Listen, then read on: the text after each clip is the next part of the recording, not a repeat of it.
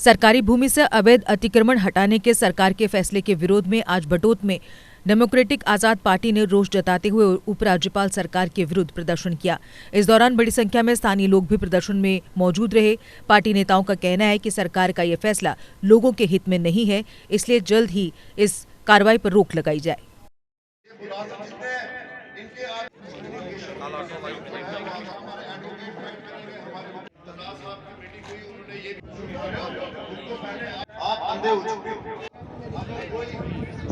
देखिए, आपको मालूम है कि हमारे चेयरमैन जनाब गुलाम नबी आज़ाद साहब और वर्किंग कमेटी ने ये फैसला किया कि हम प्रोविंस लेवल पे हम पहले ड्यूकाम के पास गए, जम्मू में और कश्मीर में, दोनों जगहों पे हमारा प्रोटेस्ट हुआ। हज़ारों की तादाद में लोगों ने शिरकत की।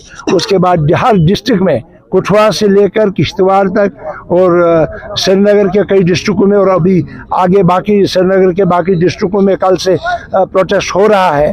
तो इसके बाद अगर जो एलजी साहब को आज़ाद साहब ने बात की और उन्होंने कहा कुछ मरले हम छोड़ देंगे, हम चाहते हैं कि जिन गरीबों के आशियाने बने हैं, जिनकी झोंपड़ियां बनी हैं, उनको रोका जाए। क्योंकि आपको मालूम होना चाहिए कि मिलिटेंसी के दौर में बहुत सारे हमारे लोग यहाँ से शहरों की तरफ आए, गाँव से, और अपनी जान बचाने के लिए इनको अपना छत जो 4-5 मरले 10-15 मरले पे बना दिया। और उसके साथ साथ जब कोविड का दौर हुआ तो लोगों ने बच्चे पढ़ाने के लिए जम्मू और कश्मीर और सिटीज़ में भेजे। उनके भी अगर आप छत गिराएंगे, एक तरफ से आप PMAY के तहत, एक तरफ से आप आवास प्लस के तहत, एक तरफ से इंदिरा आवास योजना के तहत आप लोगों को मकानात दे रहे हैं, दूसरी तरफ से आप लोगों के बने हुए जिन गरीबों ने मकान बनाए हैं, झोंपड़ियां बनाई है। अभी मेरा एक साथी कह रहा था मेरा एक दुकान छोटा सा है, 5-6 लाख मेरा लोन लिया है गवर्नमेंट से, और मेरी दुकान जो है लाख रुपए की है। अगर उसको उजाड़ा जाए मेरे बच्चे करेंगे क्या?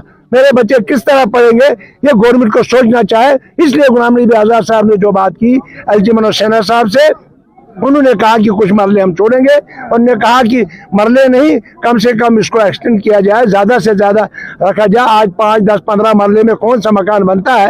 लिहाजा मुझे उम्मीद है कि वो इसको वाइट पेपर जो है, ऑर्डर जो है मनोज सिन्हा साहब को इशू करना चाहे, ताकि पता चले कि किसका मकान बचेगा, किन किन लोगों को वो राहत देना चाहते हैं। अगर इसमें ज्यादती हुई तो DAP जो है वो ब्लॉक लेवल पे प्रोटेस्ट शुरू करेगी और इस सरकार के काला कानून जो है इनको वापस लेना पड़ेगा। इन गरीबों के लिए इन्होंने कहा 5 अगस्त जब 370 खत्म हुआ, उसके बाद जम्मू कश्मीर को एक खुशहाल जम्मू कश्मीर बनाएंगे। ये तबाही वाला जम्मू कश्मीर बन रहा है। लिहाजा ये ऐसे ऑर्डर, पहले इन्होंने पेंशन वालों के ऑर्डर निकाले, बहुत सारे, मैं कहता हूँ 3-4 लोग जो हमारे शहादत दे गए, मर गए उन कागजों को बनाते बनाते। उसके बाद आज ये काला कानून ये जमीन के बारे में, जमीन वापस लेने के बारे में किया। तीसरा कानून कल जो सुना हमने कि प्रॉपर्टी टैक्स लगाने जा रहे हैं। आखिर ये सरकार करने क्या जा रही? क्या यहाँ के लोगों को उजाड़ना चाहती है और यहाँ की डेमोग्राफी को चेंज करना चाहती है? यह कभी DAP बर्दाश्त नहीं करेगी। किए उसके बाद जो है गुलाम नबी आज़ाद साहब ने गवर्नर इंतज़ामिया पे जोर भी डाला कि जो गरीब लोग हैं उन पे ये जुल्म ना किया जाए। और आज़ाद साहब की बात भी हुई LG मनोज सिन्हा साहब से, और उन्होंने भी कहा कि हम कुछ मरले छोड़ देते हैं। लेकिन आज़ाद साहब ने मज़ीद उनको कहा कि मरलों में जो है घर नहीं बनते, तो उसमें थोड़ा एक्सटेंड करिए।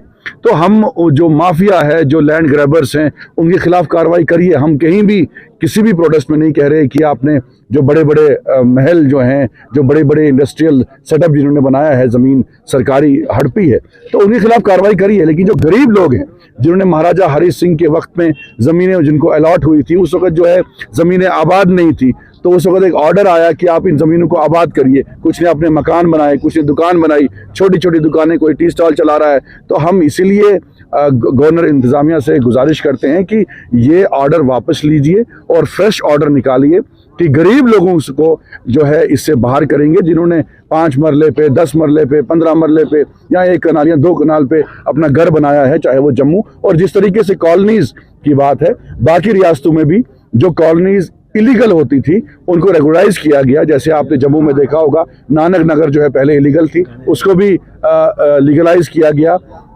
और रेगुलाइज किया गया। वैसे हम चाहते हैं कि जो कॉलोनीज जो हैं वो रेगुलाइज नहीं हुई हैं, उनको रेगुलाइज किया जाए और गरीब लोगों को इससे बाहर किया जाए।